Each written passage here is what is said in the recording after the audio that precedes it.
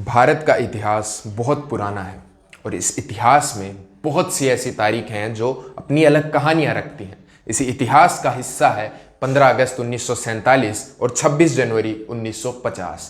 15 अगस्त 1947 को भारत की आज़ादी का दिन तय करने के पीछे जो कहानी है वो मैं आपको पहले ही एक वीडियो में बता चुका हूँ, जिसकी लिंक नीचे डिस्क्रिप्शन में मौजूद है। जिन साथियों से वीडियो छूट गया हो वो नीचे डिस्क्रिप्शन में जाके देख सकते हैं। और 26 जनवरी 1950 वो दिन जिस दिन हमारे देश का संविधान लागू हुआ। संविधान लागू करने के लिए इसी विशेष दिन को चुनने के पीछे क्या कहानी थी वो हम आज के वीडियो में जानेंगे।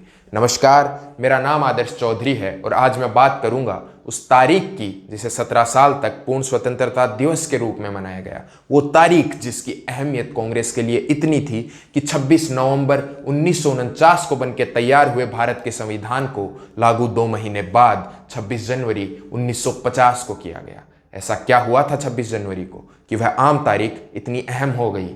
इस सवाल के जवाब के तार जुड़े हैं कांग्रेस पार्टी के एक अधिवेशन से। 28 दिसंबर 1985 को कांग्रेस की स्थापना होने के बाद हर साल कांग्रेस तय समय पे अपने वार्षिक अधिवेशन करती थी, जिसमें पूरे साल भर के किए गए कांग्रेस के सभी कार्यों के बारे में और भविष्य की योजनाओं के बारे में बात होती थी। ऐसा ही एक अधिवेशन दिसंबर 1929 में लाहौर की रावी नदी के तट पर हुआ, जिसकी अध्यक्षता पंडित जवाहरलाल नेहरू ने की।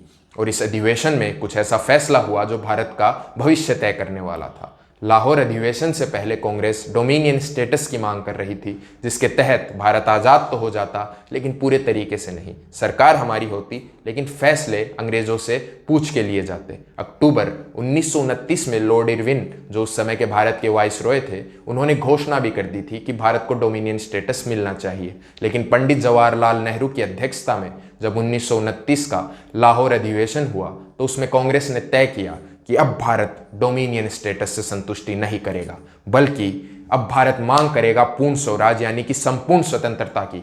लाहौर अधिवेशन में तय हुए पूर्ण स्वराज की मांग को भारत के लोगों के सामने आधिकारिक घोषणा के रूप में 26 जनवरी 1930 को पेश किया गया। और 26 जनवरी उस दिन भारत के इतिहास की एक अहम तारीख बन गई। साल 1930 से 1947 तक 26 जनवरी को ही भारत के स्वतंत्रता दिवस के रूप में मनाया गया। लेकिन फिर जब भारत स्वतंत्र हुआ तो उस समय के वाइसरॉय लॉर्ड माउंटबेटन के कहने पे 15 अगस्त 1947 को भारत का स्वतंत्र दिवस चुना गया। स्वतंत्र होने के बाद 26 नवंबर 1949 को हमारा संविधान बनके तैयार हो गया था। इसीलिए 26 नवंबर को संविधान दिवस के रूप में भी मनाया जाता है। संविधान बनने के बाद इसे लागू करने के लिए 2 महीने इंतजार किया गया, ताकि 26 जनवरी जिस दिन जनता के सामने संपूर्ण स्वराज की घोषणा हुई थी उस दिन की अहमियत दर्शाई जा सके और 26 जनवरी के विशेष होने का एहसास देशवासियों को यानी कि हमें कराया जा सके।